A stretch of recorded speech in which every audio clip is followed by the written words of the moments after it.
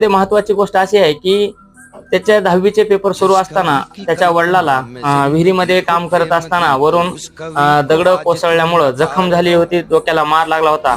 अशामध्ये सह्याद्री हॉस्पिटल या ठिकाणी ऍडमिट असताना सुद्धा त्या विद्यार्थ्यांना अभ्यास करून शेतामधलं काम बघत बघत किंवा जनावरांकडं किंवा शेतामधलं काम करत असताना त्या म्हशीचं पाणी, चारा, दूध काढणं आणि त्यानंतर येऊन अभ्यास करणं आणि मग शाळेचा क्लास करणं असे विविध काम करून ते टक्केवारी घेतलेली आहे. आणि वडिलांना लागल्या असल्यामुळं त्यांच्या सुद्धा आरोग्याची काळजी घेणं असा सगळा ताण असताना सुद्धा यानं चांगली टक्केवारी घेतलेली आहे.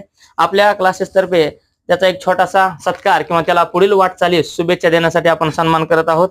तर त्याचं या परीक्षेमध्ये उत्तीर्ण झाल्यामुळे मनापासून अभिनंदन.